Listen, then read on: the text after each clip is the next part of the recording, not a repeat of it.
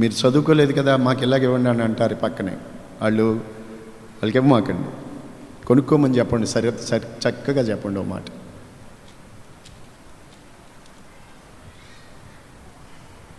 స్తోత్రం. తీతు పత్రిక 2వ అధ్యాయం తీసారా?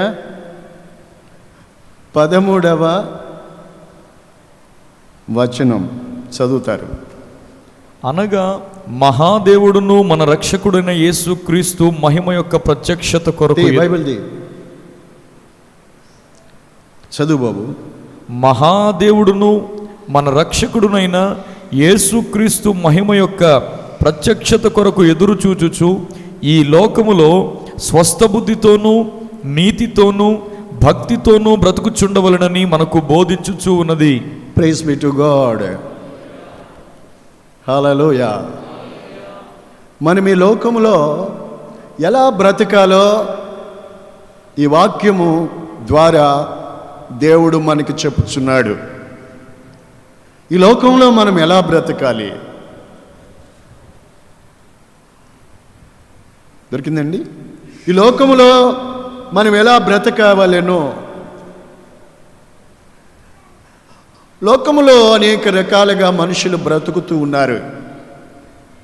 ఈ లోకములో అనేక జీవరాశులు బ్రతుకుతున్నాయి. జంతువులు చూడండి, అవి ఎలా బ్రతుకుతున్నాయి.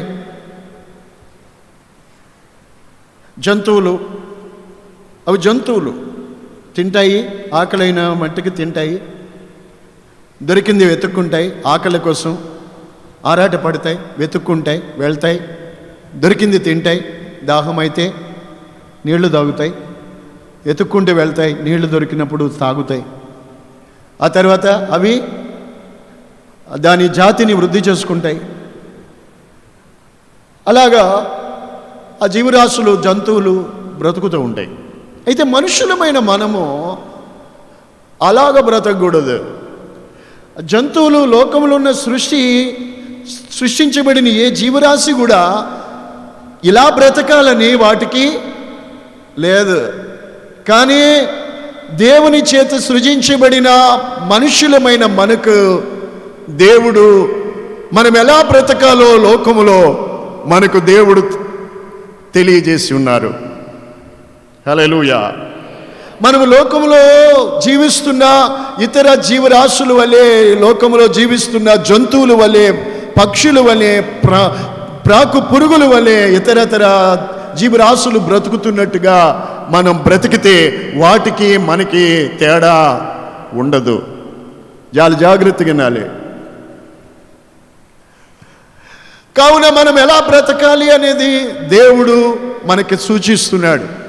మనం ఎలా బ్రతకాలి చెప్పండి. ఇప్పుడు మనము స్వస్థ బుద్ధితోనూ నీతితోనూ భక్తితోనూ బ్రతుకుచుండవలెనో. హల్లెలూయా. మనము స్వస్థ బుద్ధితో అనగా ఆరోగ్యవంతమైన బుద్ధితో, స్వస్థ బుద్ధితోనూ నీతితోనూ భక్తితోనూ మనము బ్రతుకుచుండవలెను. ఈ మూడు లేకుండా మనము బ్రతికితే మిగతా భూమి మీద జీవించే వాటికి ఇవి లేకుండా బ్రతికే వాళ్ళకి భేదము లేదు. అవును కదండి. అందుకని నీవు నీతితోనూ భక్తితోనూ స్వస్థ బుద్ధితోనూ బ్రతకాలి. అలా బ్రతికిన బ్రతుకు వల్ల, అలా బ్రతకటం వల్ల ఆ బ్రతుకుకి ధన్యత ఉంది, విలువ ఉంది. ఆ జీవితానికి పరమార్థం ఉంది. Praise be to God. అయితే దేవుని వాక్యంలో నుండి ఈరోజు ఈ 3 మాటల్లో ఒక మాట మీకు వివరించి చెప్తాను. 3 చెప్పడానికి సమయం సరిపోదు. మనము నీతితోనూ స్వస్థ బుద్ధితోనూ భక్తితోనూ బ్రతకాలి. నీతి లేకుండా బ్రతకూడదు. మనిషికి నీతి ఉండాలి, మంచి బుద్ధి, స్వస్థ బుద్ధి మనకు ఉండాలి. మనిషికి బుద్ధి అనేది చాలా ప్రాముఖ్యం. నీకు స్వస్థ బుద్ధి అనేది చాలా ప్రాముఖ్యం. నీ బుద్ధి మంచిదై ఉండాలి, ఆరోగ్యమైన బుద్ధి ఉండాలి. బుద్ధి నాడు లేకపోతే మనిషి గడ్డి తినే పశువులాగా అయిపోతాడు. నెబుకద్నెజరు గురించి మనం గుర్తు చేసుకోవచ్చు కదా. చాలా జాగ్రత్తగానండి. నీతితో మనం బ్రతకాలి. ఇందులో ఈరోజు నీతిని గురించి దేవుని వాక్యంలో నుండి మీకు సవిస్తారంగా బోధిస్తాను. దేవ బిడ్డలారా, బైబిల్ మనం చదువుకుందాం. పరిశుద్ధ గ్రంథం బైబిల్లో రోమీయులకు రాసిన పత్రిక 3వ అధ్యాయము 11, 12 వాక్యములు చూడండి. నీతిమంతుడు లేడు, ఒక్కడును లేడు. నీతిమంతుడు భూమి మీద లేడు. అప్పుడు అందరూ కూడా ఏకంగా దారి తప్పి పనికి మాలిన వాళ్ళు అయ్యారు. అందరూ అంటే ఆ పైన ఉంది, ఆ పై మాట ఏది 11కి పైన ఉంటుంది. యూదుడు కానీ గ్రీసు దేశస్థుడు కానీ అందరూ పాపమునకు లోనైన వాళ్ళే. Praise the lord. సో ఇది పరిస్థితి భూమి మీద. దేవుడు చూశారు. అప్పుడు ఆయన ఏం చేస్తున్నారో చదువుకుందాం. 23వ వాక్యం. ఈ అందరూ నీతిమంతుడు లేడు, ఒక్కడు కూడా లేడు భూమి మీద. ఇలా చూస్తున్నారా? ఒక్కడు లేడు. అందరూ దారి తప్పి ఏకంగా పనికి మాలిన వాళ్ళు అయ్యారు. Praise the Lord. తర్వాత అందరూ పాపం చేసి దేవుడు అనుగ్రహించే మహిమను పొందలేకపోతూ ఉన్నారు. సో దేవుడు ఏం చేస్తున్నాడు? ఇది చూసి 24వ వాక్యం. కాబట్టి నమ్మువారు ఆయన కృప కాబట్టి అంటే బికాజ్ ఆఫ్ ఇందుచేత ఏం చేశారు? దేవుడు అందరూ పనికిమాలిన వాళ్ళు అయిపోయారు, అందరూ తావు తప్పారు, నీతిమంతుడు లేడు, దేవుని మహిమను పొందలేకపోతున్నారు అని దేవుడు చూసి ఏం చేశారు అని అంటే క్రీస్తు యేసునందలి విమోచనము ద్వారా ఉచితంగా నీతిమంతులను తీర్చబడుచు ఉన్నారు. ఆ పైన చూడండి, ఆయనను కరుణాధారముగా బయలుపరిచెను. క్రీస్తు యేసు రక్తమునందలి విశ్వాసము ద్వారా ఆయనను కరుణాధారముగా బయలుపరిచెను. దేవుడు ఇది చూసి ఆయనను అనగా క్రీస్తు యేసును కరుణాధారం ఆయనను లోకములోనికి బయలుపరిచారు, పంపించారు. లేక ఆయన శరీరధారిగా మన కొరకు వచ్చి ఉన్నారు. ఎందుకోసం ఆయన యందలి క్రీస్తు యేసునందలి విశ్వాసము ద్వారా మనము ఆయన యందలి విమోచనము ద్వారా నీతిమంతులుగా తీర్చబడడం కొరకు. Praise be to God. హల్లెలూయా. మనంతట మనము నీతిమంతులము కాము. అయితే మనమందరం కూడా ఏకంగా పనికిమాలిన వాళ్ళవై తోవ తప్పి పనికిమాలిన వారిగా ఉన్నాము. దేవుడు అనుగ్రహించే మహిమను పోగొట్టుకుంటున్నాం, పొందలేకపోతున్నాము. కాబట్టి దేవుడు ఆయన అందరి విమోచనము ద్వారా మనం నీతిమంతులుగా తీర్చబడు నిమిత్తమై ఆయనను కరుణాధారంగా బయలుపరిచాడు. Praise the Lord. ఆయనను కరుణాధారంగా బయలుపరిచాడు. ఎందుకు యేసుక్రీస్తు లోకమునకు బయలుపరచబడ్డారు అని అంటే మనల్ని ఆయన యందలి విశ్వాసము ద్వారా మనల్ని నీతిమంతులుగా తీర్చుట కొరకే. కాబట్టి ప్రతి ఒక్కరు కూడా నీతిమంతులుగా తీర్చబడాలి. ఆయన కుమారుడైన యేసుక్రీస్తు ద్వారా నీతిమంతులుగా తీర్చబడాలని. ఫస్ట్ వన్, మనుషుడు ఏ విధంగా నీతిమంతుడిగా తీర్చబడతాడు? పాపి అయిన మనుష్యుడు దేవుని మహిమను పోగొట్టుకుంటున్న మనుష్యుడు, దేవుని మహిమను, దేవుని పోలికను, దేవుని స్వరూపాన్ని పోగొట్టుకున్న మనుష్యుడు తిరిగి ఏ విధంగా నీతిమంతుడు కాగలడు అని దేవుడు ఉద్దేశించారు అని అంటే, ధర్మశాస్త్రము ద్వారా మనుషులు నీతిమంతులుగా తీర్చబడలేదు. ధర్మశాస్త్రము, దేవుడు ఇచ్చిన ధర్మశాస్త్రం ఉన్నది. ధర్మశాస్త్రం ద్వారా ఎవరు నీతిమంతులుగా తీర్చబడలేదు. అందుకే దేవుడు ఆయనే కరుణాధారముగా మానవులమైన మనల్ని నీతిమంతులుగా తీర్చుట కొరకు ఆయన ఈ లోకమునకు బయలుపరచబడి ఉన్నారు. Praise the Lord. ప్రియులారా, మనం నీతిమంతులుగా తీర్చబడాలి. దేవుని ఉద్దేశం బాగినాలి. నువ్వు నీతిమంతులుగా తీర్చబడాలి. ప్రతి ఒక్కరూ నీతిమంతులుగా తీర్చబడాలి.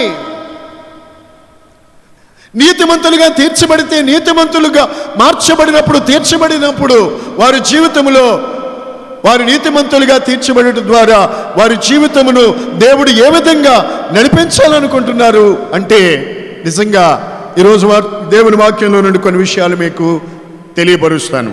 Praise the lord. హల్లెలూయా.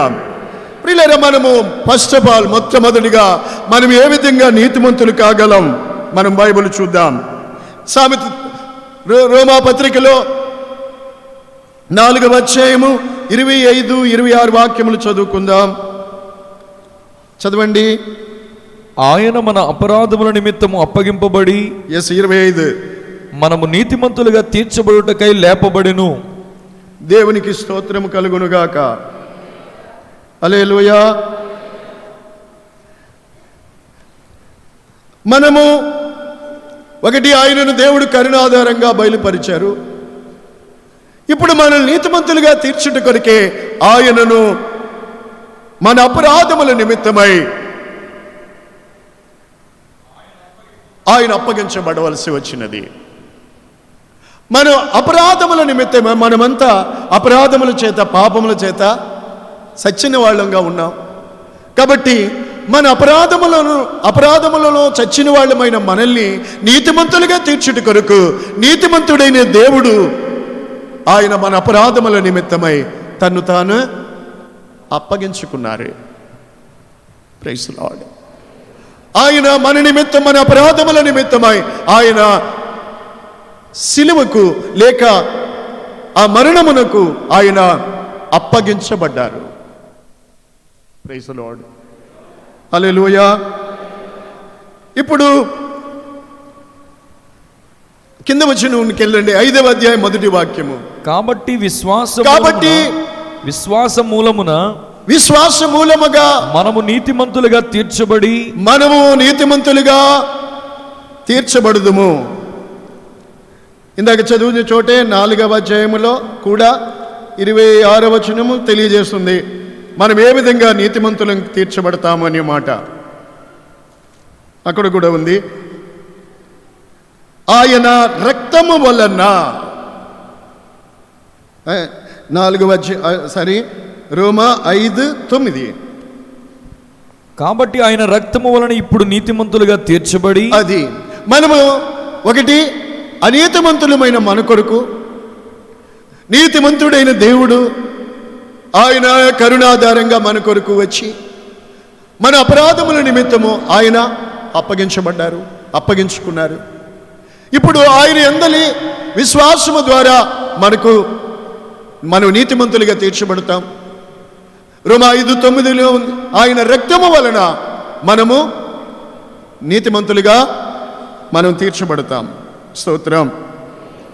హల్లెలూయా. గనుక యేసునందు విశ్వాసముంచుట ద్వారా, ఆయన యందలి విశ్వాసము ద్వారా మనము నీతిమంతులుగా తీర్చబడతాం. రోమపత్రిక 4లోనే అబ్రహామును గూర్చి మనము చదవచ్చు. అక్కడ ఏమని చెప్పబడింది అనంటే, రోమా 4:22 ఉంది చూడండి. అతని విశ్వాసముంచాడు గనుక దేవుడు అతనితో చెప్పిన వాగ్దానాలు కానివ్వండి, మాటల విషయంలో కానివ్వండి, దేవుడు తనతో చెప్పిన వాటి మీద అతడు విశ్వాసము కలిగి ఉన్నాడు గనుక, విశ్వసించాడు గనుక అతడికి అది నీతిగా ఎంచబడింది. ప్రియులారా, విశ్వాస మూలముగా మనము నీతిమంతులుగా తీర్చబడతాం. Praise the lord. హల్లెలూయా. దేవుని యందలి, యేసుక్రీస్తునందలి విశ్వాసము మూలముగా మనము నీతిమంతులుగా తీర్చబడతాం. Praise the lord. అంతేకాకుండా అక్కడ దేవుని వాక్యంలో మనం చదువుకుంటాము, దేవునితో అప్పుడు మనం ఎప్పుడైతే నీతిమంతులుగా తీర్చబడుతున్నామో అప్పుడు మనకి దేవునితో సమాధానం కలుగుతుంది. కదూ? మనము దేవుని యందు విశ్వాసము ద్వారా మనము దేవునితో సమాధానము కలిగి ఉంటాం. చదవండి ఆ మాట. మనము నీతిమంతులుగా తీర్చబడి మన ప్రభువైన యేసుక్రీస్తు ద్వారా దేవునితో సమాధానము కలిగి ఉందము. అదిగో దేవునితో సమాధానాన్ని కలిగి ఉంటాము. హల్లెలూయా చెప్పాలి అందరూ, హల్లెలూయా. ప్రియులారా చూడండి, నీతి మనుషుని వల్ల కాదు. రోమా 8:33 ఉంది, నీతిమంతులుగా తీర్చివాడు దేవుడే. మనల్ని నీతిమంతులుగా తీర్చివాడు దేవుడే. గనుక నీతిమంతులుగా తీర్చు దేవుని యందు విశ్వాసం ఉంచినప్పుడే మనము నీతిమంతులుగా తీర్చబడతాం. ఎవడు దేవుని యందు విశ్వాసం ఉంచకుండా ఉన్నట్లయితే వాడు దేవుని యందు విశ్వాసం ఉంచలేదు గనుక వాడు పాపములోనే వాడు మృతి పొందవలసి ఉంటుంది. Praise lord. సో దేవుని పిల్లలారా, గనుక విశ్వాసం అనున్నది చాలా ప్రశస్తమైంది. దేవుని యందు నమ్మిక ఉంచుట ద్వారా చాలా మన జీవితంలో మేలు పొందుతున్నాం. అదేంటంటే మనం నీతిమంతులుగా తీర్చబడి దేవునితో మనకు సమాధానము కలుగుతున్నది. హల్లెలూయా. పాపము అనేది మనిషిని దేవునికి శత్రువుగా మారుస్తుంది. అయితే దేవుని యందు విశ్వాసం ఉంచుట ద్వారా మనిషి దేవునితో సమాధానాన్ని పొందుకుంటున్నాడు. హల్లెలూయా. అందుకే మనుష్యుడు పాపంలో ఉన్నప్పుడు ఆ మనిషిని యొక్క మనస్సుకు, మనిషి దేవునికి విశ్వాసిగా లేనప్పుడు, అవిధేయుడిగా ఉన్నప్పుడు, అవిశ్వాసిగా ఉన్నప్పుడు ఆ మనిషి జీవితంలో సమాధానము, దైవికమైన సమాధానం అతనికి దూరం అయిపోతుంది. ఎన్నున్నా మనిషి సమాధానంగా ఉండలేడు. Praise Lord. హల్లెలూయా. ఉదాహరణకు మనము లూకా సువార్త 18:13 చదువుకున్నట్లయితే, దేవుని యందు విశ్వాసము కలిగి ఇద్దరు మనుషులు దేవాలయానికి వెళ్తారు. ఒక మనిషి చూడండి, అది చాలా ప్రాముఖ్యం ఆ వచనం, ఆ వాక్యం. అందులో ఇద్దరిలో ఒకడు దేవుని సన్నిధికి వెళ్ళి ఏమని ప్రార్థన చేస్తాడంటే, వినాలి, దేవా పాపినైన నన్ను కరుణించు. పైన అందులో ఇద్దరిలో ఒకడు చేసే ప్రార్థన, పరిసయుడు ఏమని ప్రార్థన చేస్తాడు? దేవా నేను చోరులు అంటే దొంగిలించేవాళ్ళు, చోరులను, అన్యాయస్తులను, వ్యభిచారులనైనా ఇతర మనుషుల వలె కాకుండా, ఈ సుంకరి వలనైనను కాకుండా ఉండనందుకు నీకు కృతజ్ఞత. అలా ఉండనందుకు నీకు స్తోత్రం. వారమునకు 2 మార్లు ఉపవాసము చేయుచు, వారానికి 2 మార్లు ఉపవాసం చేస్తున్నాను. నా సంపాదనంతటిలో కూడా 10వ భాగాన్ని ఇస్తున్నాను అని తనలో తాను ప్రార్థన చేసుకుంటున్నాడు. ఇతను చూడండి, ఇతను చెప్పేవి ఏమిటి అని అంటే, ఒకటి ఇతనిలో విశ్వాసం ఉంది, దేవుని మీద విశ్వాసం ఉంది గనుకే ఆ క్రియలు అతనిలో ఉన్నాయి. ఏది? దేవుని మందిరానికి రావడం మంచి పని. రెండవది, దశమ భాగాలు రాబడి అంతట్లో దేవునికి దశమ భాగం ఇవ్వడం మంచి పని, అది ఆశీర్వాదకరమైనది. తర్వాత ఉపవాసము చేయడం, అది కూడా దేవుని వాక్య ప్రకారంగా మంచిదే. అయితే మరియు ఇతను ఏమంటున్నాడంటే, ఇదిగో వాడికిలాగా ఈడికిలాగా వాళ్ళ దొంగల వాళ్ళు, వీళ్ళు విచారులు, ఇదిగో పక్కనున్నాడు, నాతో వచ్చాడు ఇంకొకడు ఉన్నాడు, ఆడికిలాగా నేను లేనందుకు నీకు స్తోత్రం అన్నాడు. Praise Lord. ప్రియులారా, ఈ మనుష్యుడు భక్తి ఉంది, ఇతనికి భక్తి ఉంది, దేవుని యందు విశ్వాసం కూడా ఉంది. అయితే ఇది ఇతను నీతిమంతుడని దేవుడు అనలా. ఎందుకో కింద వాక్యం చదివితే మనకు అర్థమవుతుంది. అక్కడ తర్వాత వ్యక్తి ఇంకొక ఆయన ఉన్నాడు, సుంకరి కదా. ఆ సుంకరి ఏమని ప్రార్థన చేస్తాడంటే, అతను కూడా దేవుని మందిరానికి వచ్చి ప్రార్థన చేశాడు. సుంకరి దూరముగా నిలుచుండి, అతడు దేవునికి సన్నిధికి వచ్చి దూరంగా నిలబడి ఆకాశం వైపు కన్నులెత్తుటకు కూడా ధైర్యం చాలక రొమ్ము కొట్టుకొనుచు, దేవా పాపినైన నన్ను కరుణించుము అని అతను పలికాడు. ఇప్పుడు ఈ ఇద్దరిలో ఈ సుంకరి నీతిమంతుడుగా తీర్చబడి ఇంటికి వెళ్ళిన అని వాక్యము చెప్తా ఉంది అతని గురించి. Praise the lord. హల్లెలూయా. ఇతడు నీతిమంతుడిగా తీర్చబడి తన ఇంటికి వెళ్ళారు. మనము నీతిమంతులుగా తీర్చబడడం అనేది దేవుని యొక్క సంకల్పం. అందుకే యేసు ఈ లోకానికి వచ్చి తాను కరుణాధారంగా బయలుపరుచుకున్నారు. మన అపరాధముల నిమిత్తం ఆయన అప్పగించబడ్డారు. ప్రైజ్ ది లార్డ్, హల్లెలూయా. నా ప్రియులారా, చాలా మందికి భక్తి ఉంటుంది కానీ నీతి ఉండదు. స్తోత్రం. మనము నీతితోనూ భక్తితోనూ బ్రతకాలి, స్వస్థ బుద్ధితో బ్రతకాలి. ఇక్కడ పైన ఉన్నాడే పరిసయుడు, అతనికి స్వస్థ బుద్ధి లేదు. Praise the Lord. అతనికి తన చేసినటువంటి ఈ కార్యాల మూలంగా కూడా అతడు నీతిమంతుడిగా తీర్చబడలేదు. ఎందుకు అన్నట్లయితే ఈ కింద చెప్పిన ఈ సుంకరి ఉన్నాడు చూడండి, అతడు తన దేవుడి వైపుకు చూడ్డానికి కూడా ధైర్యం చాలక రొమ్ము కొట్టుకొనుచు తన పాపములను దేవుని దగ్గర ఒప్పుకుని పాపినని పశ్చాత్తాపడుతూ దేవుని ఎదుట ఒప్పుకోలు చేస్తున్నాడు గనుక ఇతడు ఆ విధంగా తను నీతిమంతుడిగా తీర్చబడ్డాడు. చాలా ప్రాముఖ్యమైంది నీ జీవితంలో నీ పాపాన్ని గుర్చిన పశ్చాత్తాపడుట అనున్నది చాలా ప్రాముఖ్యం. చాలామంది పరిసయ్యులాగా నేను అది చేస్తున్నాను ఇది చేస్తున్నాను కదా అనుకుంటారు, కానీ ఈ సంగతి తనలో ఉన్న పాపమును గుర్చిన సంగతి గుర్తించరు. నీలో ఉన్న పాపము సంగతి గుర్తించకుండా నీవేది చేసినా వాటి ద్వారా దేవునితో సమాధానాన్ని పొందలేవు. ప్రైజ్ ది లార్డ్, హల్లెలూయా. ఒకవేళ నువ్వు భక్తి చేసి నువ్వు ఇంకా పాపంలోనే కొనసాగుతున్న వ్యక్తివి అనుకో, తన పొరుగువాని నిందించుట కూడా పాపమే అని సామెతల్లో ఉంది. ఊరికే పొరుగువారిని నిందించడం కూడా పాపము. మీలో ఏ విధమైన నా ప్రియులారా పాపము మీలో ఉన్నప్పటికీ కూడా అది మిమ్మల్ని ఎప్పుడూ నీతిమంతులుగా దేవుని ఎదుట నిలబెట్టదు. కనుక నీ పాపమును గూర్చి దేవుని ఎదుట ఒప్పుకోలు చేసి దాన్ని ఒప్పుకోలు చేసినప్పుడే, హృదయపూర్వకంగా దాన్ని ఒప్పుకోలు చేసినప్పుడే ఆయన కుమారుడైన యేసు రక్తం నిన్ను ప్రతి పాపము నుండి శుద్ధులుగా చేస్తుంది, పవిత్రులుగా చేస్తుంది. యేసు రక్తము ద్వారా నీతిమంతులుగా మనము తీర్చబడగలుగుతాము.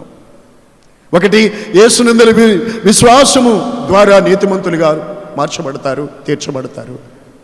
రెండవదిగా ఆయన రక్తములో ద్వారా మనము నీతిమంతులుగా, ఇక నువ్వు ఎన్నడూ నీ పాపముని ఒప్పుకొని విడిచిపెట్టినట్లయితే ఇక ఎన్నడూ నీవు ఆ పాపమును చేసినప్పటికీ కూడా ఇక నీవు ఆ పాపమును చేయనట్టుగానే యేసు రక్తం నిన్ను క్లీన్ చేస్తుంది, శుద్ధి చేస్తుంది, నీతిమంతుడిగా తీర్చబడతా.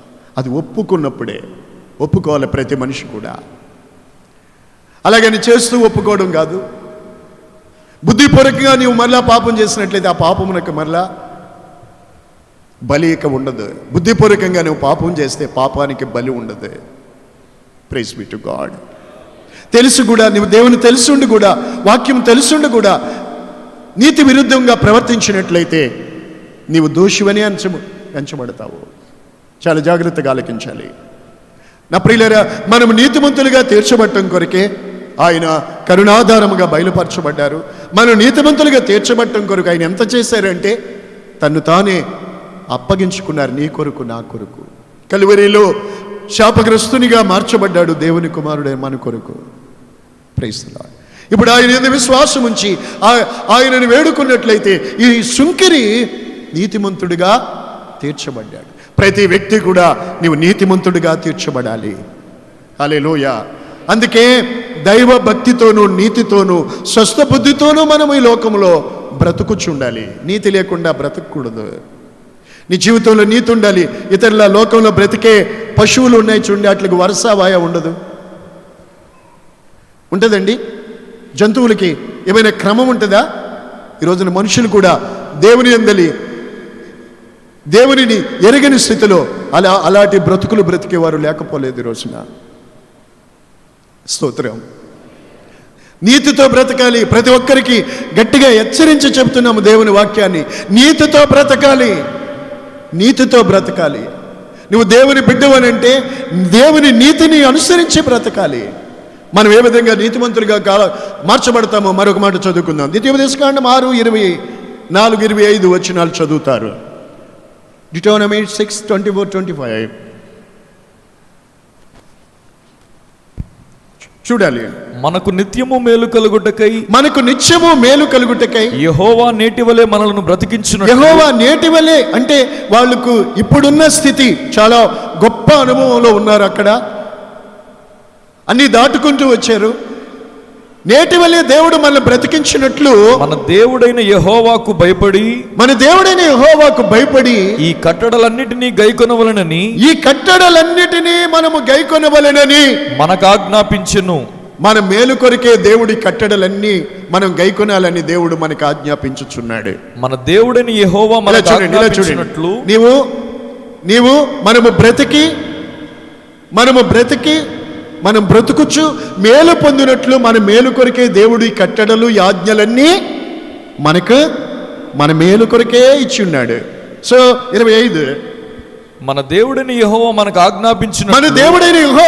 ఆజ్ఞాపించినట్లు ఆయన సన్నిధిని ఈ సమస్తమైన ఆజ్ఞలను కట్టడలను మనం అనుసరించి నడిచిన ఎడల మనకు నీతి కలుగును. మనకేం కలుగుతుంది? నీతి కలుగుతుంది. ఎలా కలుగుతుంది నీతి? పాపి అనే మనుషుడు నీతిమంతుడిగా ఎలా మార్చబడతాడు?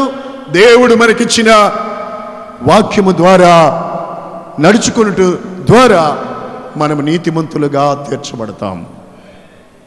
ఏ మనుష్యుడైతే దేవుని యందు విశ్వాసం ఉంచి దేవుని దగ్గర తన పాపములకై పశ్చాత్తాపడి ఒప్పుకుంటాడు, ఆ మనుషుడు నీతిమంతుడిగా తీర్చబడతాడు. మరియు దేవుడు మన మేలు కొరకిచ్చిన ఈ ఆజ్ఞలను కట్టడలను అనుసరించి నడుచుకున్నప్పుడు మనలో ఏం కలుగుతుంది? నీతి కలుగుతుంది. దేవునిని వెంబడించిన అనేక మంది పరిశుద్ధుల జీవితాలు బైబిల్ గ్రంథంలో మనకు సాక్షార్థమై నేటికి కూడా మనతో మాట్లాడుతూ ఉన్నాయి. Praise the lord. దేవభక్తుడైనటువంటి యోసేపును మనము గుర్తు చేసుకున్నట్లయితే ఆదికాండములో యోసేపు దేవభక్తితో బ్రతుకుచున్నాడు. దైవ భక్తితో బ్రతుకుచున్న అతని జీవితము ప్రపంచంలో కోట్ల మందికి మార్గదర్శిగాను ఆశీర్వాదకరముగాను అతని జీవితము మనతో మాట్లాడుతూ ఉంది నేటికి కూడా. ఈరోజు అనేక మంది యవనస్తుల జీవితాలు పాడు చేసుకుంటున్నారు. చివరికి మనశ్శాంతి లేక తమను తామే అనుకుని చంపేసుకుంటున్నారు. చచ్చిపోయి నరకపాత్రులుగా మారిపోతున్నారు. కారణం వారిలో దేవుని వాక్యము నీతి లేకపోవుటే. Praise the lord. నేను చెప్తున్న వర్తమానం జాగ్రత్తగా వినండి ప్రియులారా. మన నీతిమంతులుగా తీర్చుటకే దేవుడు తన సత్యవాక్యాన్ని ప్రభు మనకిచ్చిన్నాడు. దానిని అనుసరించి ఈ కట్టడలన్నిటినీ, కొన్నిటిని కాదు వాటి అన్నిటినీ మనం అనుసరించి నడుచుకున్నప్పుడు మనకి నీతి కలుగుతుంది. యోసేపు చూడండి, ఆ రోజుల్లో బైబిల్ లేదు, బోధకులు లేరు, సంఘము హెచ్చరించే వాళ్ళు సహవాసంగా ప్రార్థించేవారు లేకున్నప్పటికీ కూడా యోసేపు దైవభక్తుడు గనుక అతని జీవితాన్ని, యోసేపు చరిత్ర యవనస్తులందరూ చదువుకోవాలి. యోసేపు లాగా మీరు ఆశీర్వదించబడాలంటే యోసేపు చరిత్ర చదువుకోవాలి. గనుక అతడు పాపము చేయటకు ఒక స్త్రీ అతను ఉంటున్న ఇంటిలో అతడు చాలా సుందరుడు, చాలా అందమైన రూపము కలిగిన వ్యక్తి. సో అతని అందాన్ని చూచి ఆ స్త్రీ ఆకర్షించబడిపోయి అతన్ని తనతో శయనించమని ప్రేరణ చేస్తున్నది. ఇంట్లో ఎవరూ లేరు. ఈ పరిస్థితులన్నీ చూస్తే పాపానికి 100% అవకాశాలు ఇవన్నీ. కానీ దేవుని ఎదుట ఇంత ఘోరమైన పాపం నేను ఎట్లు కట్టుకుంటానని తప్పించుకుని పారిపోయాడు. అదే దేవుని నీతి అయి ఉన్నది. స్తోత్రం చెప్పండి. మనం పాత నిబంధన కాలంలో చూస్తే దానియేలు అతని స్నేహితులు మనము చూసినప్పుడు దానియేలు గ్రంథం 1వ అధ్యాయములో వారు బబులోను దేశానికి ఇజ్రాయేలు దేశం నుండి చెరగొని వచ్చిన యూదులలో యవనస్తులుగా ఉన్నారు. వాళ్ళు అక్కడికి వచ్చిన తర్వాత అక్కడ రాజు వాళ్ళ ఆచార పద్ధతుల ప్రకారంగా మత్తు కలిగించే ద్రాక్షరసము, వాళ్ళు విగ్రహాలకి పూజించిన దేవతలకి బలి ఇచ్చినటువంటి ఆ బలి మాంసాలు భోజనాలు వాళ్ళు తినమని నియమించాడు. అయితే తనపై నియమించబడిన ఆ నియామకుని దగ్గరికి, అధికారి దగ్గరికి వాళ్ళు వెళ్ళి జ్ఞానముతో మనవి చేసుకున్నది ఏంటంటే, అయ్యా మా భోజనానికి శాకాహారం. చూడండి, మీరు మాంసం తినరా? మీరు మాంసం తినరా? అలా కాదండి. మీరు ద్రాక్షరసం తాగరా? చూడాలి, లోకములో ఉన్న వాళ్ళకి దేవునిని వెంబడించే దైవ భక్తితో నీతితో బ్రతికే వాళ్ళకి తేడాలవే. లోకంలో బ్రతికే వాళ్ళు ఈ లోకంలో జీవించే జీవరాశులన్నీ తింటాయి, తాగుతాయి, నిద్రపోతాయి, పిల్లల్ని కంటాయి. సేమ్ అలాగే మనుషులు కూడా బతుకుతున్నారు. కానీ మనం అలా బతకడానికి వీల్లేదు. అలా బ్రతికితే నీ బ్రతుకు కాదే. Praise the Lord. ఎలా బ్రతకాలో మనం దేవుని వాక్యంలో నుంచి మనం మాట్లాడుకుంటున్నాం ఈరోజు. ఇక్కడ దానియేలు అతని స్నేహితులు భక్తి కలిగిన ఆ యోధులు వాళ్ళు ఎలా బ్రతికారు? వాళ్ళ బ్రతుకును మనం పరిశీలన చేసినట్లయితే వాళ్ళలో ఏం కనిపిస్తుందో తెలుసా? నీతి కనిపిస్తుంది. వాళ్ళు అంటారు, శాకాహారం మాకు ఇవ్వండి, ఎందుకంటే విగ్రహార్పితమైనది ఏది కూడా తినకూడదు. ఎంతమంది ఉన్నారు ఇక్కడ? అందరూ బాగినాలే. మీరు ఎవరైనా పిలిచి విగ్రహార్పితము, విగ్రహములకు వాడుకున్న ఆ అర్పణలు, ఆ బలిపబడినవి, ఆ సంబంధమైనవి ఏవైనా దేవుని ప్రజలు వాటిని తినరాదు. మళ్ళా చెప్తున్నా, మీరు తినకూడదు, మీ పిల్లలు కూడా తినకూడదు. స్తోత్రం. అది మనకు నిషిద్ధము. ఎందుకనగా మనము వారు అర్పించినది దెయ్యాలకే కానీ దేవునికి కాదు. కొంతమంది అనుకుంటారు ప్రార్థన చేసుకుంటే పవిత్రమైపోతుంది కదా అని. నీ మనసు అపవిత్రమైనప్పుడే నీకు ఆ ఆలోచన వస్తుంది. స్తోత్రం. నీలో మనస్సాక్షి చచ్చిపోయినప్పుడే నీకు ఆ పని చేయగలుగుతావు. Praise the lord. ఇక్కడ దానియేలు కానీ అతని స్నేహితులు కానీ ద్రాక్షరసం అది చాలా విలువగా ఉన్నది, తాగండి అన్నారు. తాగారా? మాట్లాడండి. తాగారా? దేవుని నీతి. హల్లెలూయా. ప్రియులారా, మనం దేవుని వాక్యాన్ని మనం చూసుకున్నట్లయితే నీతిమంతుడిగా తీర్చబడాలి. మనము రోజు దేవుని నీతి వాక్యము ద్వారా మనం నీతిని నేర్చుకోవాలి. మన దేవుని నీతి ఎలాంటిది? 119 కీర్తన 142. ఆయన నీతి శాశ్వతము. స్తోత్రం కదా. దేవుని నీతి శాశ్వతమా? నీ నీతి శాశ్వతమైన. దేవుని నీతి శాశ్వతం. కొంతమంది లోకంలో జీవించే వాళ్ళు కూడా భక్తి చేస్తూ ఉంటారు. వారిలో వాళ్ళ నీతి ఎంతవరకు ఉంటుందంటే సమ్టైమ్ కొన్నిసార్లు కొన్ని రోజులు మాత్రమే. మదరా అమ్మా, స్తోత్రం. Praise the lord. హల్లెలూయా. కొన్నిసార్లు కొద్ది రోజుల వరకే మరి నీతి, కానీ మన దేవుని నీతి శాశ్వతమైనదే. హల్లెలూయా. ఎబ్రీయులకు రాసిన పత్రికలో మరొక వాక్యం మనం చదువుకోవచ్చు. ఎబ్రీ 5:13 చూస్తే మన దేవుని వాక్యము నీతి వాక్యం అని చెప్పబడి ఉన్నది.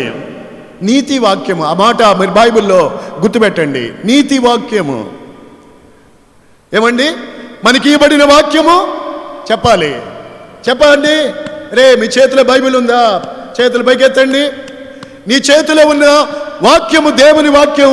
ఇది నీతి వాక్యము అనండి. ఇది నీతి వాక్యము.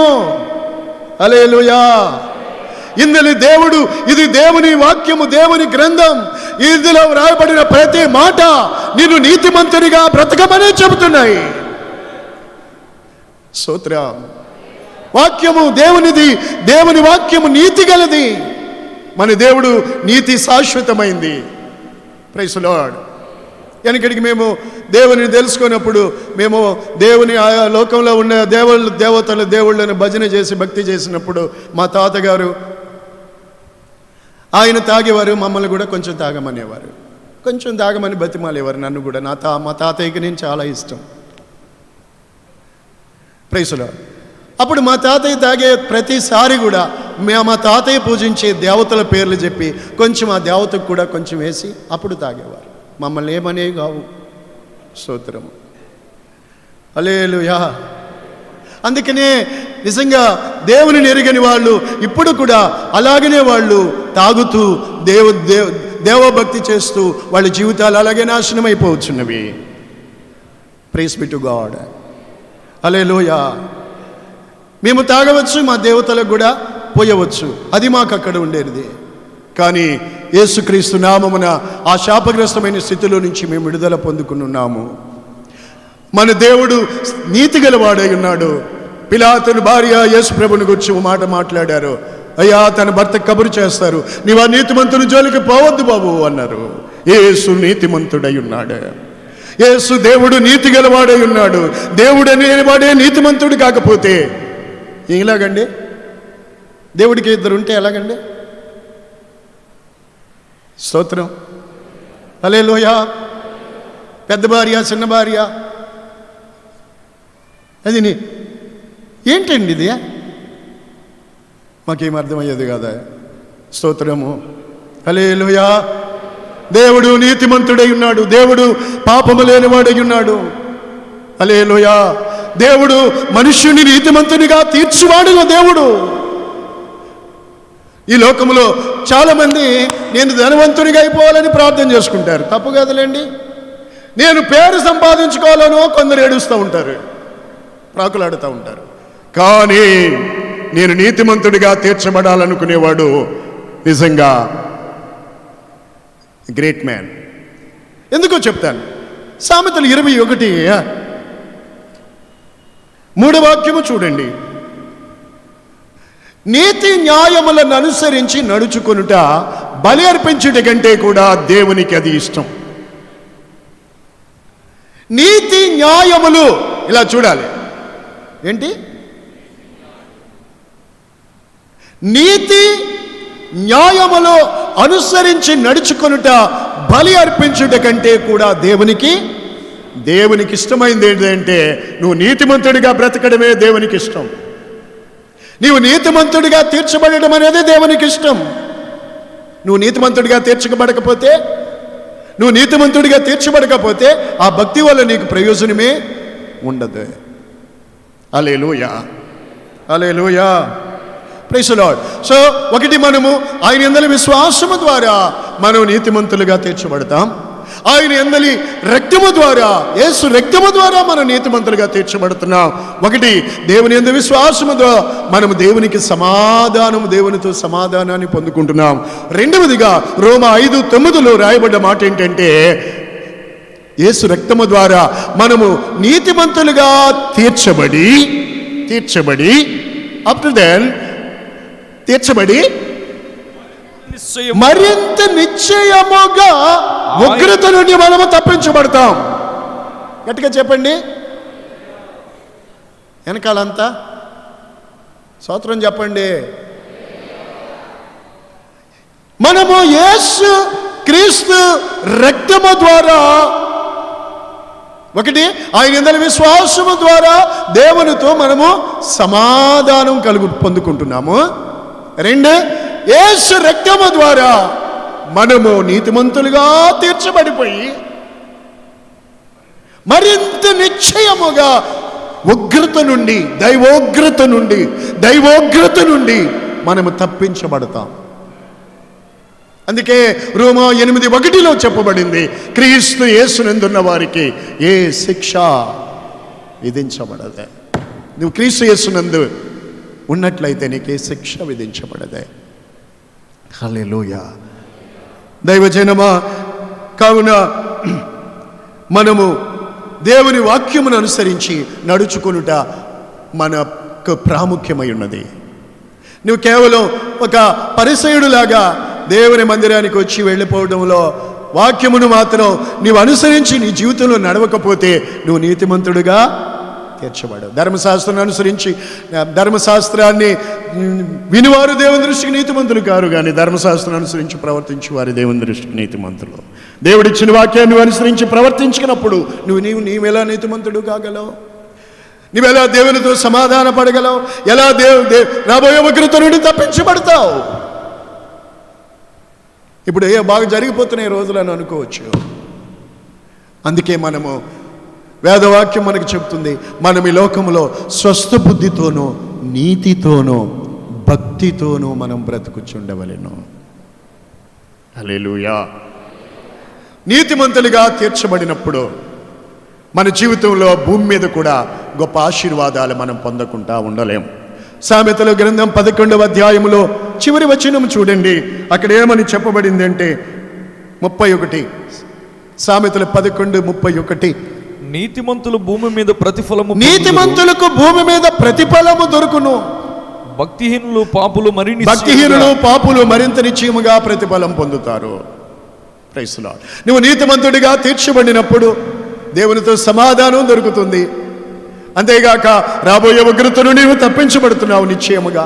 అంతేకాకుండా భూమి మీద మనం బ్రతికే బ్రతుకులోనే నీకు నీ నీతికి ఏమిటండి నీ నీతికి తగినట్టుగా ఆ ప్రతిఫలము భూమి మీదే దొరుకుతుంది. నీతిమంతులకు భూమి మీదే ప్రతిఫలం ఉంటుంది. హల్లెలూయా. లేఖనాలు చదువుకున్న యోబు గ్రంథం 8:6లో చూడండి. అక్కడ దేవుని వాక్యం ఏమని చెప్తుంది అంటే, నీ నీతికి తగినట్టుగా నీ నివాస స్థలాన్ని దేవుడు వర్ధిల్ల చేస్తాడు. నీ నివాస స్థలం వర్ధిల్లాలి అని అంటే దేవుని యొక్క నీతి నీలో ఉండాలి కదా. దేవుని నీతి ఉండాలి.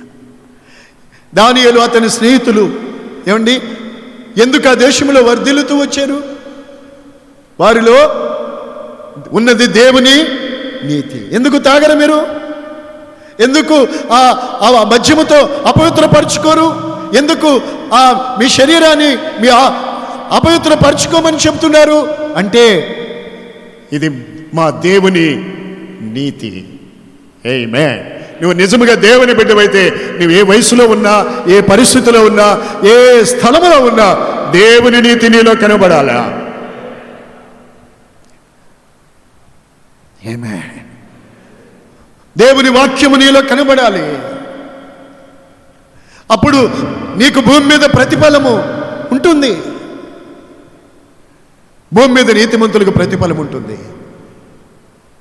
దానియేలు అతని స్నేహితులను దేవుడు బాబులోని ఆ దేశంలో వర్ధిల్ల చేస్తూ వచ్చాడు.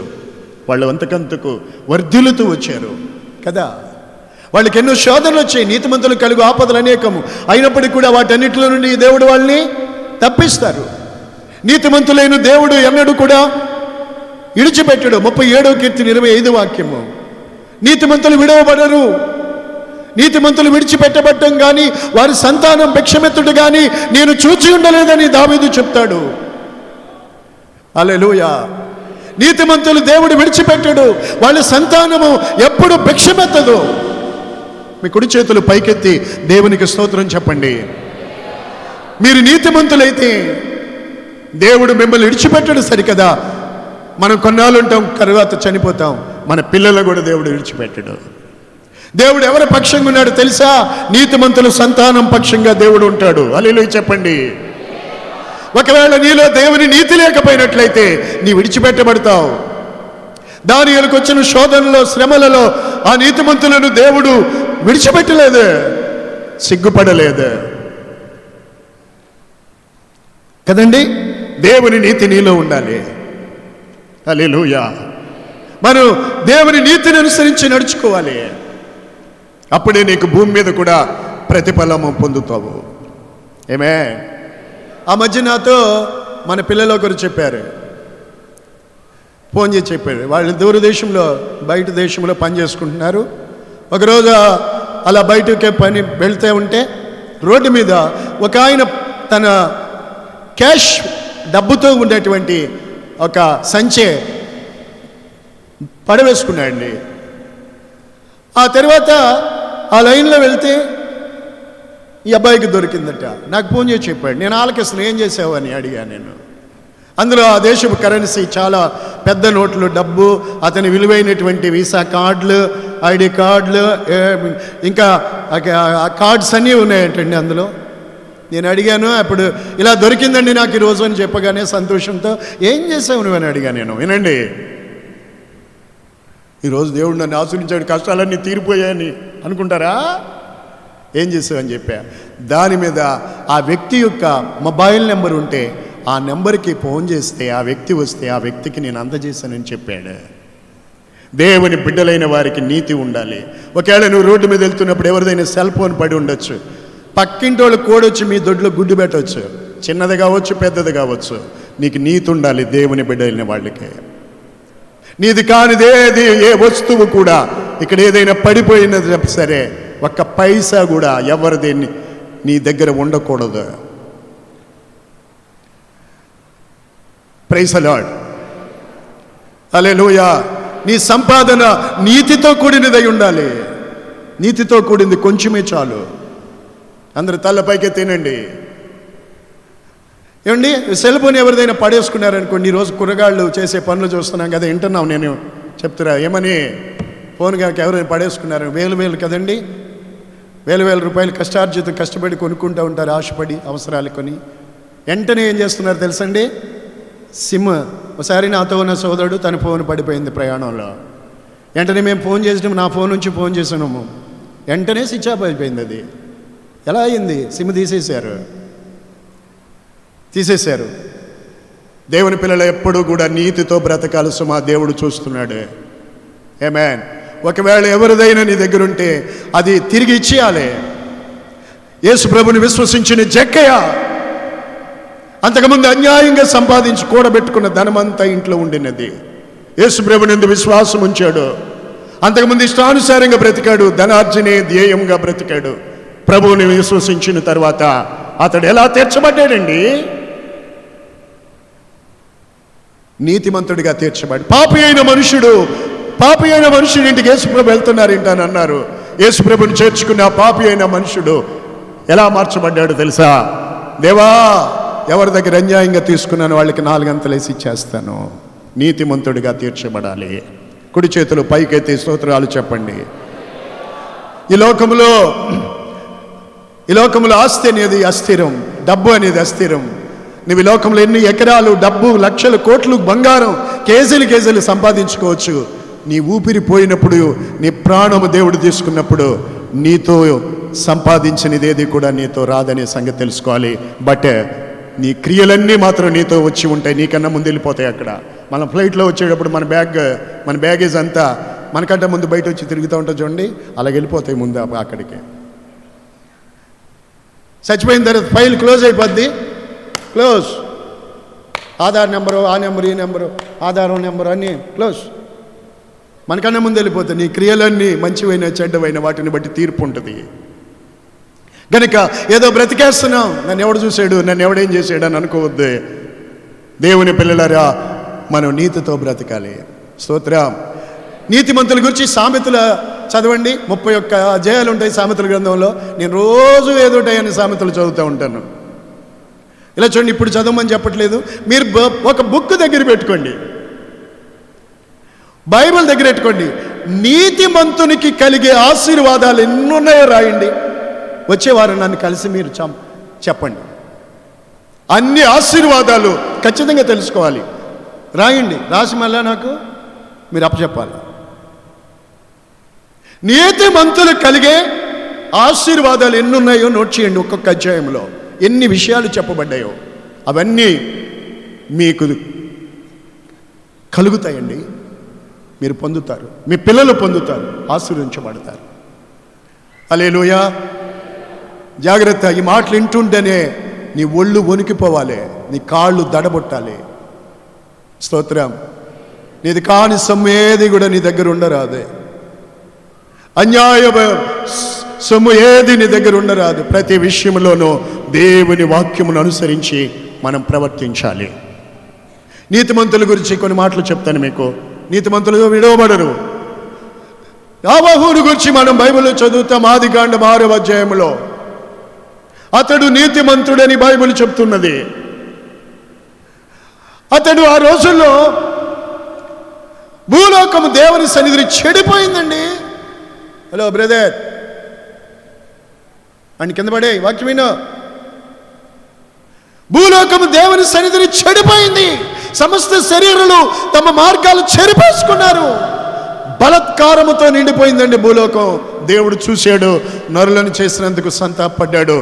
భూమిని మీద ఉన్న నరులందరినీ చంపేస్తానని దేవుడు నిర్ణయించుకున్నాడు. ఆ రోజుల్లో నీతిమంతుడు నోవహు దేవునితో నడిచి నీతిమంతుడిగా తీర్చబడ్డాడు. ఈ రోజున ఏదో చర్చికి వెళ్తున్నాను, వస్తున్నాను, క్రైస్తవుడిని, క్రిస్టియన్ని అనే పేరు మాత్రం ఎట్టుకుని నువ్వు నీతిమంతుడు కాకపోతే నువ్వు చాలా అపాయకరమైన పరిస్థితిని ఎదుర్కొనవలసి వస్తుంది. మరలా చెప్తున్నాను, నేను క్రైస్తవునని చెప్పుకుంటూ చర్చికి వెళ్తున్నా, దేవుని నమ్ముకుని బాప్తిసం కూడా తీసుకున్నాను, ప్రభువులో కూడా పాలు పొందుతున్నానని చెప్పుకుంటూ నీలో నీతి కాక లేకపోతే దేవుని నీతి, నువ్వు చాలా అపాయాన్ని ఎదుర్కొనవలసి వస్తుంది. బలత్కారం ఇష్టానుసారమైన జీవితం. ఆదికాండము 6వ అధ్యాయము, మనుషులు ఇష్టానుసారంగా జీవిస్తున్నారండి. పెళ్ళిళ్ళు అండి, సెక్సువల్ ఇమోలిటీ, లైంగిక అవినీతి పెంచి పెరిగిపోయింది. అందుకే యేసు ప్రభు రాకడ దినాల్లో నోవాహు దినాల్లో ఉంటాయన్నారు. ఈ రోజులు కూడా అలాగే ఉన్నాయి. ఈ రోజులు కూడా అలాగే ఉన్నాయండి. దగ్గరలో ఉంది అంతం. ఏ రోజు ఏ క్షణం ఏ వినబోతామో మనకు తెలియదు. ఈ వ్యాధులన్నీ కరోనా పోతే ఇంకేం కంగారు లేదని అనుకుంటున్నారా? అంతకన్నా టెర్రర్, భయంకరమైన పరిస్థితిలో వ్యాధులు వస్తాయి, తెగుళ్ళు వస్తాయని లూకా 21:11 ప్రభు చెప్పున్నారు. దైవ బిడ్డలారా, అక్కడ అలాంటి భయంకరమైన పరిస్థితులు, ప్రజలకు దైవ భయము లేదు, భక్తి లేదు, నీతి లేదు. ఆదికాండం 6వ అధ్యాయంలో ఉన్న లోక చరిత్ర. నీతి లేదు, భక్తి లేదు, దైవ భయం లేదు, మార్గాలు చేర్పేసుకున్నారు. ఇష్టాలు బలత్కారముతో నిండిపోయింది. సో దేవుడు చెప్పిన నా సన్నిధిలో వాళ్ళ అంతం వచ్చిందన్నాడు. అంతం. అయితే నోవాహు అనే వ్యక్తి ఉన్నారు. అతని గురించి దేవుడు సాక్ష్యం చెప్పారు. నీవే నా ఎదుట నీతిమంతుడు. ఎందుచేత అతడొక్కడు దేవునితో నడుస్తున్నాడు గనుక దేవుడు నీతిమంతులు విడిచిపెట్టడు. వాళ్ళ సంతానం కూడా దేవుడు ఎప్పుడు విడిచిపెట్టడు. నీతిమంతుడైన నోవాహుతో పాటు వాళ్ళ సంతానాన్ని కూడా దేవుడు వాడలో చేర్చి ఉగ్రత నుండి తప్పించాడు. ప్రియులారా, దైవభక్తి అనేది ఏమిటనుకుంటున్నారు? నీకేదో ఇంత డబ్బు, బంగారం, ఇంత మేడ మిద్దులు కలుగుతాయని కాదు. నా దేవుడు అందరికి ఉపకారి. లోకంలో ఉన్న భక్తిహీనులకు, దుర్మార్గులకు, మంచి వాళ్ళకి అందరికి కూడా తన సూర్యుని ఉదయింపజేస్తాడు. అందరికీ మేలు చేసేది ఆయనే. ఆమేన్. నువ్వు అడక్కపోయిన వేస్తాడు. ఆహారం కొరకు భక్తి ఏం అక్కర్లేదు. లోకంలో బ్రతకడం కొరకు ఆలోచించకండి. శరీరానుసారులు శరీర విషయాల మీద మనసు పెడతారు. 1 కొరింథీ 15:19 మనము ఈ లోకంలో ఉన్న వాటి కొరకే భక్తి చేస్తే మనుషులందరికంటే దౌర్భాగ్యులమై ఉంటామని వాక్యం బోధిస్తూ ఉంది. సో దేవుని ప్రజలారా, ఇక్కడ నీతిమంతుడైన నోవాహుని దేవుడు జ్ఞాపకం చేసుకుని ఆ మనుషుడితో దేవుడు మాట్లాడాడు. నీతిమంతుడైన నోవాహుకి తప్పించబడే మార్గాన్ని చూపించాడు. వాడ కట్టుకోమన్నాడు, కృపనిచ్చాడు, వాడగట్టుకున్నాడు. జలప్రళయం వచ్చింది. అదే జలప్రళయం అతని పైకెత్తితే అదే జలప్రళయం భక్తిహీనులందరినీ చెప్పాలి గట్టిగా చెప్పాలి. అదే జలప్రళయం భక్తిహీనులందరినీ నాశనము చేసినది. ప్రియులారా, అందుకే మనము దైవ భక్తితోనూ నీతితోనూ బ్రతుకుచుండాలి. హల్లెలూయా చెప్పండి. ఎందుకు మనము ఇతరులాగా భక్తిహీనంగా బ్రతకూడదు? ఒకప్పుడు నేను ప్రభువుని నమ్ముకున్నప్పుడు 19 ఏళ్ళ వయసులో ఉన్నప్పుడు, 20 ఏళ్ల లోపులో ఉన్నప్పుడు నేను ప్రభువుని తెలుసుకున్నప్పుడు ముందు నాకు సినిమాలంటే మహా పిచ్చే. అదిలో కూడా అడ్డమైన సినిమాలు కాదు కానీ ఈ కొంచెం నాకు అప్పుడులో నేను ఇష్టపడే ఏంటంటే శారద నటి, ఆమె ఉండి ఈ న్యాయము లా సంబంధించి పిచ్చిగా చూసేవాడిని, పరుగులెత్తాడు. వర్షమైనా సైకిల్ వేసుకుని మానేవాళ్ళం కాదు. కుక్కల ధరంగా వచ్చిన రోజులు, కొబ్బరి చెట్లు ఆకులు మీద పడిన రోజు అయినా కానీ ఎరగొట్టుకుని దక్కుకుండా పోతేవాడిని. ₹2 కదా. మేము కూడా చాలా పేదవారమే. స్తోత్రం. కుర్రాళ్ళు వేసుకుని సైకిళ్ళు వేసుకుని పోయావు. నా యేసయ్య నన్ను దర్శించింది మొదలు ఇప్పటికి సినిమా ఏంటో నాకు తెలియదు. మీలో యేసు రక్తంతో కడగబడ్డారా? మీ ఇంట్లో టీవీలు ఉండకూడదు. స్తోత్రం. సెల్ ఫోన్లో నీచమైన చిత్రాలు ఉండకూడదు. దేవుని నీతిలో నీలో ఉంటేనే రేపు యేసు ప్రభు ప్రత్యక్షమైనప్పుడు ఆ దేవుని నీతి నిన్ను దేవుని ఎదుట ధైర్యంగా నిలబెట్టగలదు. ఫిలిప్పీ 3:9 చదవండి. నోవాహు నీతిమంతుడు దేవుడు ఎలా తప్పించాడో రేపు దేవుడు నిన్ను కూడా అలా దేవుని ఎదుర్కోవడానికి నువ్వు నీతితో నిలబడాలి. ఫిలిప్పీ 3:9 త్వరగా చదువు. క్రీస్తును సంపాదించుకుని ధర్మశాస్త్ర మూలమునైన నా నీతిని గాక క్రీస్తునందలి విశ్వాసములనైన నీతిని అనగా విశ్వాసమును బట్టి దేవుడు అనుగ్రహించు నీతి గలవాడనై ఆయన యందు అగపడు నిమిత్తము ఏ విధము చేతనైనను మృతులలో నుండి నాకు పునరుత్థానం కలగాలని ఆయన మరణ విషయంలో సమాన అనుభవం గలవాడనై ఆయనను ఆయన పునరుత్థాన బలం ఎరుగు నిమిత్తమై సమస్తము నష్టంగా ఎంచుకుంటున్నానని పౌలు చెప్తారు. గనుక మనము రేపు యేసు ప్రభువు ప్రత్యక్షమైనప్పుడు మనం ఆయన ఎదుటి కనబడాలి అని అంటే నీలో ఏముండాలి? దేవుని నీతి ఉండాలి. హల్లెలూయా, హల్లెలూయా. దేవుని ప్రేమించే వాళ్ళు 2 చేతులు పైకెత్తి హృదయపూర్వకంగా స్తోత్రం చెప్పండి, కళ్ళు మూసుకుని చెప్పండి హల్లెలూయా. గనుక ప్రియులారా, నువ్వు దేవుని నీతి నీలో ఉన్నప్పుడే రేపు దేవుని ఎదుట నీవు ధైర్యంతో నిలబడగలుగుతావు. మనుషులైతే ఎవరు హృదయం చూడరు. మనుషులకు కొన్ని కనబడతాయి, మనుషులు చేసేవి కొన్ని కనబడవు. ఒకవేళ మనుషులకు పైకి మనము నీతిమంతులుగా అనిపించవచ్చు, బట్ దేవుని దృష్టికి నీతిమంతుడైన వాడే నీతిమంతుడు. ఆమేనని చెప్పండి. దేవుని దృష్టికి నీతిమంతుడైన వాడే నీతిమంతుడు. నీవు దేవుని దృష్టికి నీతిమంతుడు కాగలగాలి. హల్లెలూయా. దేవ బిడ్డలారా, మన నీతిని మన నీతిని ఆధారం చేసుకోకూడదు. కొంతమంది అనుకుంటారు, యెషయా గ్రంథంలో రాయబడింది ఆ మాట, ఏవో కొన్ని దాన ధర్మ కార్యాలు పుణ్యకార్యాలని చేసి ఏమండి పుణ్యం కట్టుకుంటామని అనుకుంటారు. Praise the lord. కరోనా సమయంలో ఎవరికో బెండకాయలో ఉల్లిపాయలో ఇచ్చుంటే మంచిదేనండి, కష్టాలు ఉన్న వాళ్ళకి. ఆ పుణ్యకార్యాలు రేపొద్దున నేను చేసిన ధర్మకార్యాలన్నీ ఏమైపోయో అని అనుకోకండి. మా ఊళ్ళో ఒక ఆయన చీటి వ్యాపారం చేసేవారు. అంటే మీకు తెలుగులో బాగా ఇంకా అర్థం అవ్వాలంటే వడ్డీ వ్యాపారం చేసేవారు. ధర్మ వడ్డీ ఎంతండి? 10 రూపాయలు, ఎంతో కాదు. 10 నెలలకి డబుల్ అవుతుంది. 100 రూపాయలకి 10 రూపాయలు వేసిచ్చుకుంటారు నెలకి. 10 నెలలకి 10 బదులు 100లో ఇంకో 100 వచ్చి చేరుతుంది. ఆయన ధనవంతుడు, కోటేశ్వరుడు అయ్యాడు. అందరు అప్పు చేసిన వాళ్ళు అందరు ఆస్తులు ఆయన పేరుకు వచ్చేసినాయి. చివరికి ఆయనకి భయంకరమైన వ్యాధి వచ్చినది. నేను ఊళ్ళో వాడినే కానీ ఆయన ఏం విశ్వాసం కాదు, ఎప్పుడు మన మందిరానికి రాలేదు. నేను చెప్పే వాక్యం ఏనాడు కూటంలో ఆయన వినలేదు. కానీ ఎందుకు ఆయన మరణ పడక మీదకి వెళ్ళిపోయినప్పుడు నన్ను కబురు పంపారు. Praise the Lord. నన్ను కబురు పంపారు. ప్రియులారా, నిజంగా అంత కోటేశ్వరుడు ఆస్తులు గడించిన వ్యక్తి చివరికి ఆయన మరణ దశలో ఉన్నప్పుడు ఆయన తినే తిండి కానీ, ఆయన ఏం చూసినా కానీ పడే బాధ కానీ వర్ణించలేమండి. ప్రతిరోజు ఇన్సులిన్ చేసుకుంటున్నారు. భయంకరమైన ఆయన శరీరం అంతా కుళ్ళిపోయింది. వ్యాధితో బాధపడుచున్నారు. ఎంతో ఆస్తి గడించారు, ప్రయోజనం లేకపోయింది. ఆ ఆస్తి వల్ల ఆయన జీవితంలో సుఖమే అనుభవించలేదండి. నా ప్రియులారా, చివరికి ఆయన్ని ప్రార్థన చేయమని కోరితే నేను దగ్గరికి వెళ్ళాను. దగ్గరికి వెళ్ళినప్పుడు ఆయన నాతో అన్న మాట జ్ఞాపకం వచ్చినది. అయ్యా, నేను తెలిసి ఎవరికే పాపం చేయలేదన్నారు. అంటే అర్థం ఏంటి? ఆపదలు ఉన్న వాళ్ళు ఎవరు వచ్చినా ఇదిగో ఈ విధంగా నేను అప్పులు ఇచ్చాను, పుణ్యమే కదా అనుకున్నారు. కొంతమంది ఆకేసి అన్నం పెట్టి దానిపోయే వాళ్ళందరికీ దానం చేసి పుణ్యమే కదా అనుకుంటారు. కానీ వాళ్ళ పాపములోనే వాళ్ళు జీవిస్తూ ఉంటారు. ఇలాంటి మనుషుని యొక్క నీతి క్రియలు, అవి నీతి క్రియలే, బట్ ఆ నీతి క్రియలు మనుషుని దేవుని దృష్టికి మురికి గుడ్డతో సమానం. చెప్పండి, మా నీతి క్రియలన్నీ దేవుని దృష్టికి, నువ్వు నీతి క్రియలే చేసి దేవుని యందు విశ్వాసం ఉంచకపోతే ఆ నీతి క్రియలు నిన్ను నీతిమంతునిగా తీర్చవు. ఆ నీతి క్రియలు నిన్ను ఉగ్రత నుండి తప్పించవు. ఆ నీతి క్రియలు దేవునితో నీకు సమాధానం ఇవ్వవు. హల్లెలూయా, ప్రైజ్ ది లార్డ్. సో దేవుని బిడ్డలారా, మనలో ఉండవలసింది ఏంటంటే దేవుని నీతి నీలో ఉండాలి. అందరూ చెప్పండి, దేవుని నీతి నీలో ఉండాలి. నీ చేతిలో బైబిల్ ఉంటే మంచిదే, బైబిల్లో ఉన్నది నీ జీవితంలో ఉండాలి. ఆమేన్, ఆమేన్. ఇంకో చక్కటి మాట మీకు చెప్తానండి. నీతిమంతుడు నష్టము కలిగిన మాట తప్పడు. నీతిమంతుడికి నష్టం వచ్చినా మాట తప్పడు. నీతిమంతుడైన వాడు మాట తప్పడు. ఇంకో మాట చెప్తాను, త్వరగా టైం 12 అయింది.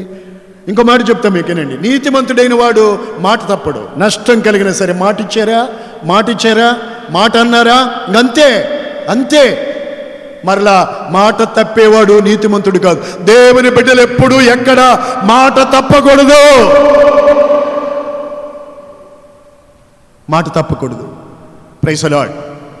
యోబు చూడండి ఏమంటారు. యోబు గ్రంథంలోకి వెళ్దాం ఒక్కసారి. 27వ అధ్యాయంలో ఉంటుంది అన్నమాట. జోబ్ చదువు బాబు. 5-6 వచనాలు. మరణ మగు వరకు ఎంత మాత్రము నేను యథార్థతను విడిచిపెట్టను, నా నీతిని విడిచిపెట్టక గట్టిగా పట్టుకుంటాను అని చెప్తాడు. బైబిల్లో నోట్ చేసుకోండి. ఈరోజు మీ జీవితాలు ఆశీర్వదించబడ్డానికి ఈ వాక్యమని మీరు గ్రహించవలెను.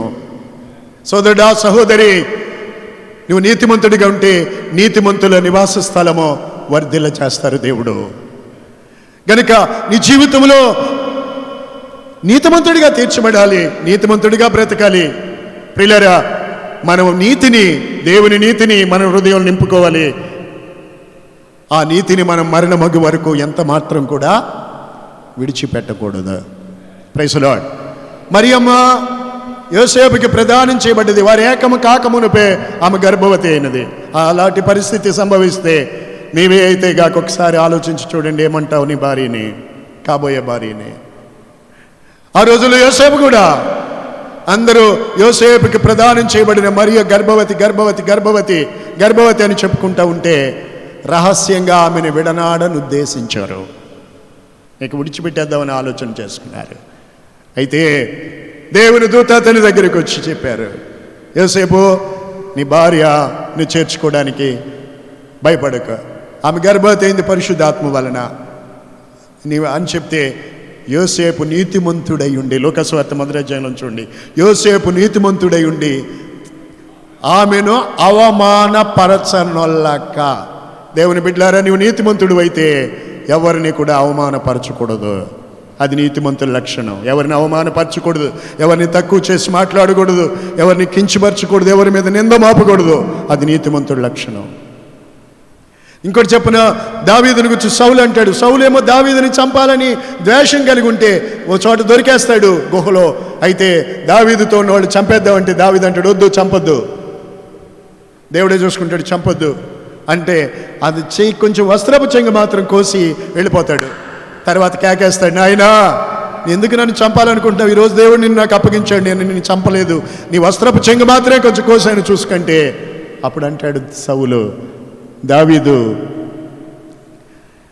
నా అపకారానికి నీ ఉపకారం చేసి నీ ఉపకార బుద్ధిని నా వెల్లడి చేసావు, నాకంటే నీవే నీతిమంతుడు. దేవుని బిడ్డలు ఎప్పుడు నీతిమంతులుగా బ్రతకాలి. దావీదు కానీ, యోసేపు మరియ భర్త యోసేపు కానీ, పాత నిబంధనలు యోసేపు యాకోబు కుమారుడు యోసేపు కానీ, ఇంకా యెహెజ్కేలు 14:14లో యోబు, నోవాహు, దానియేలు నీతిమంతులని యెహెజ్కేలు 14:14లో ఉంది. అలాంటి నీతిమంతులు మనం చూసినట్లయితే వాళ్ళు ఏ విధంగా నీతిమంతులుగా మార్చబడ్డారనగా దేవుని యందలి విశ్వాసము ద్వారా. చప్పట్లు కొట్టి దేవుని పరిశుద్ధ నామము గణపరచును. కనుక ఈరోజు దేవాలయంలో ఉన్న నీవు కూడా ఎప్పుడు ఓ పరిసయ్యుడిలాగా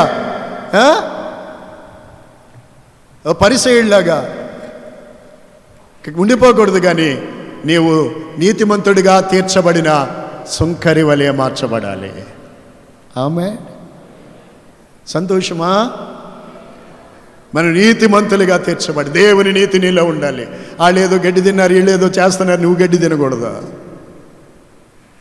నీతితో బ్రతకాలి. మన మూలవాక్యం చెప్పండి, తీతు 2:13 కంఠస్థం అయిపోవాలి. చెప్పండి. మహాదేవుడు మన రక్షకుడైన యేసుక్రీస్తు ప్రత్యక్షత కొరకు ఈ లోకములో మనము నీతితోను స్వస్థ బుద్ధితోను భక్తితోను మనం బ్రతుకుచుండవలెనని బోధించుచున్నది. ఆమేన్. ఎలా బ్రతకాలి? మనం నీతితో బ్రతకాలి, చచ్చిపోయినా సరే. స్తోత్రం. నీతి కొరకు ఆకలి దప్పులు కాని వాళ్ళు ధన్యులు. ఏమండి బాబు, నీతి నీతి నీతి అన్నారు. ఏమంటే యోబు వారికి కూడా వచ్చాను, దేవునీతి ఏం భక్తి, భక్తో దేవుడు అంటావు. పిల్లలు చచ్చిపోయారయ్యా, అందరూ చచ్చిపోయారు, పిల్లలు చచ్చిపోయారు, ఇల్లు చచ్చిపోయింది, ఇల్లు కూలిపోయినాయి, మందలు చచ్చిపోయినాయి. నీతిమంతునికి కలుగు కాపదలు అనేకం అయినను వాటన్నిటిలో నుండి యెహోవా వానిని తప్పిస్తాడు. గట్టిగా చెప్పండి, 2 చేతులెత్తి చెప్పండి. నీతిమంతుడికి ఆపదలు రావని కాదు, అయినా దేవుడు చూస్తాడు. నీతిమంతులకు వచ్చే ఆపదలన్నిటిలో దేవుడు తప్పిస్తాడు. కింద పడినా పైకి లేపుతాడు. హల్లెలూయా, హల్లెలూయా. దైవ బిడ్డలారా, అయితే నీవు నీతిమంతుడిగా జీవిస్తున్నప్పుడు ఒకవేళ నీకేదైనా పేదరికం రావచ్చు, కరువు రావచ్చు, కష్టం, ఇబ్బంది అనిపించవచ్చు, అయినా నీతి తప్పవద్దు. దేవుడు నీతిమంతులను ఎన్నడూ మర్చిపోడు. నీతిమంతులు వేరు చిగురిస్తుంది, నీతిమంతులు వేరు కదలదు అని రాయబడి ఉంది. సామెతలో మీరు బాగా చదవండి. ఏమైందో గంట నిద్ర అంతే ఆనక మొత్తం రాసేస్తారు మీరు. నీతిమంతులు నీతిమంతులు గనుక ప్రియులారా, మనం ఎలా తీర్చబడాలి చెప్పండి? నీతిమంతులుగా తీర్చబడాలి. అందుకే యేసయ్య కరుణాధారంగా మన కొరకు బయలుపరచబడ్డాడు. ఈ వాక్యం వింటుండి కానీ దేవుని పిల్లలారా, మీరు ఎక్కడున్నా ఆలోచించుకోండి, నీవు నీతిమంతుడిగా తీర్చబడ్డావా? ఏదో మందిరానికి వచ్చి వెళ్ళిపోయే ఇద్దరు వ్యక్తుల్లో ఒకడు పరిసేయుడు, ఆ పరిసేయుడిలాగానే వెళ్ళిపోతే ప్రయోజనం ఉండదు నీ భక్తి.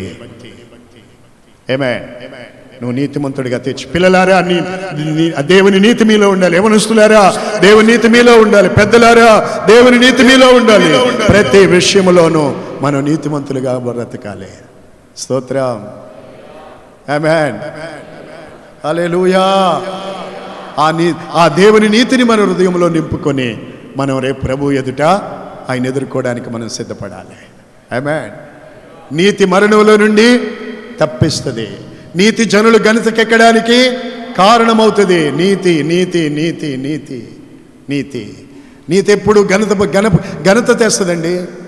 నీతి నిమిత్తం నువ్వు ఆకలిగా ఉన్న ధన్యుడివే. ఆమేన్.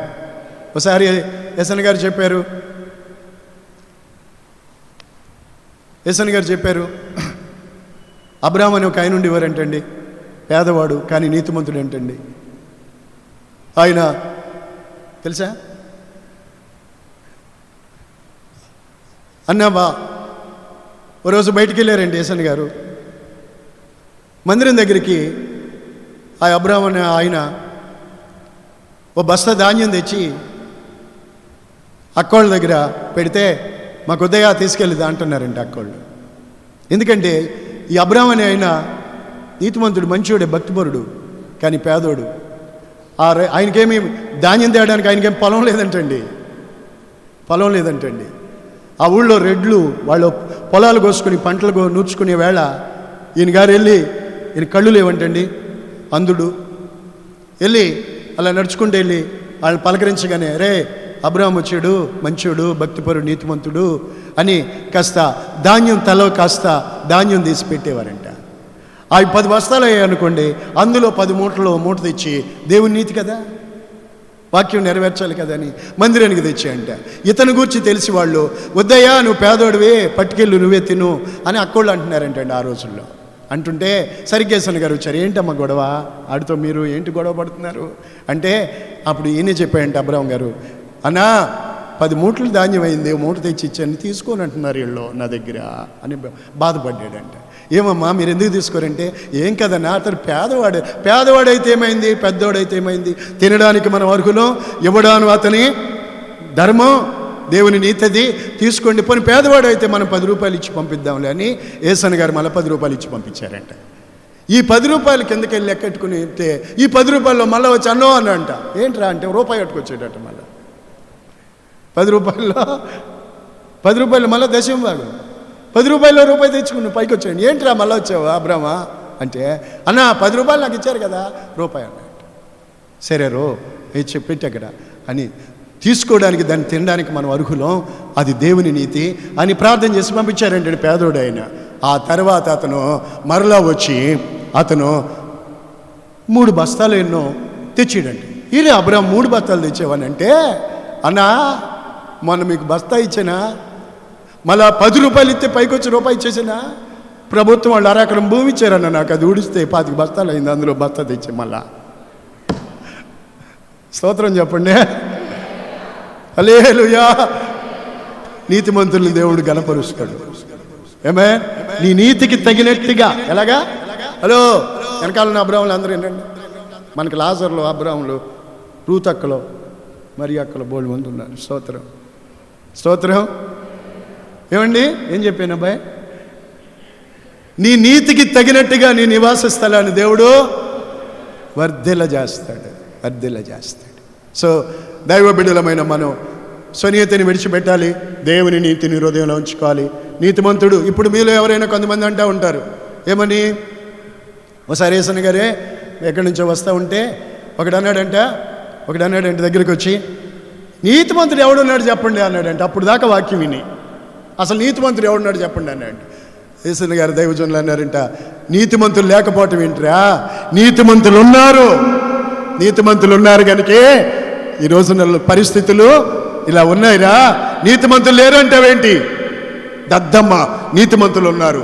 నా దేవుని వాక్యము ద్వారా కడగబడి ఆయన రక్తము ద్వారా శుద్ధి చేయబడిన పరిశుద్ధులు, నీతిమంతులుగా తీర్చబడిన వాళ్ళు ఎందరో ఉన్నారు.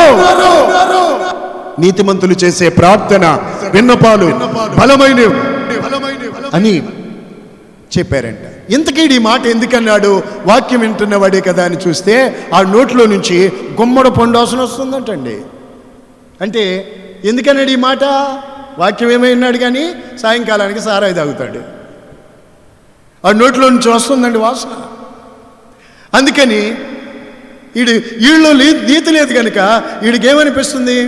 నీతిమంతుడే అంటే అందరూ నాకులాగే ఉన్నారనుకుంటున్నారు.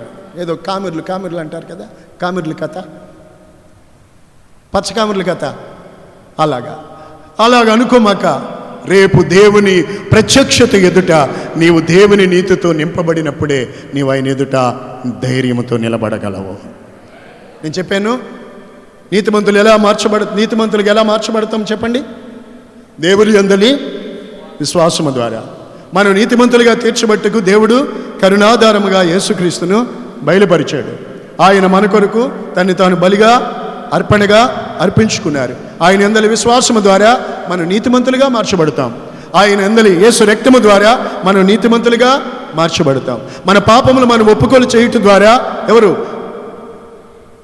సుంకరి. మన పాపములు మనం ఆయన దగ్గర ఒప్పుకోలు చేసి పశ్చాత్తాపడు ద్వారా మనము మంచి మనస్సాక్షి కలిగి దేవుని ఎదురు నీతిమంతులుగా తీర్చబడతాం. మరియు దేవుడు మనకిచ్చిన సమస్తమైన ఆజ్ఞల కట్టడలు మనము అనుసరించి నడుచుకుంటు ద్వారా మనము నీతిమంతులుగా మార్చబడతాం. ఈ నీతి మన మరణం వరకు కూడా మనల్ని ఎడబాయకూడదు. మరియు మత్తయి 13:43 ఏమని చెప్పబడింది అంటే, నీతిమంతులు తమ తండ్రి రాజ్యములో సూర్యుని వలె తేజరిల్లుతారు. ఎవరు? రేపు తండ్రి రాజ్యములో తేజరిల్లేది ఎవరండి? చెప్పాలి. ఈరోజు పండగ. చెప్పండి ఏం పండుగ? వాక్యం పండుగ. స్తోత్రం కదా. వాక్యమే మనకి పండగ చేసేది. హల్లెలూయా. మత్తయి 13:43 లేదా? నీతిమంతులు తమ తండ్రి రాజ్యములో సూర్యుని వలె తేజరిల్లుతారు. నీతిమంతులే తేజరిల్లుతారు. నువ్వు నీతిమంతుడుగా అందుకే తీర్చబడడం అవసరమైనది. ఎంతమంది మీ హృదయంలో వాక్యం నింపుకున్నారు? యథార్థంగా మాటలన్నీ మాకు వినపడ్డాయి. మేము దేవుని వాక్యం విన్నామండి, ఆ వాక్యాన్ని హృదయంలో నింపుకుంటానండి. ఎంతమంది మీరు చెప్తారు? మీ చేతుల పైకెత్తండి. అలాగే చేతుల పైకెత్తి కళ్ళు మూయండి, ప్రార్థన చేస్తాను. మోకరించడానికి మీకు వీలైతే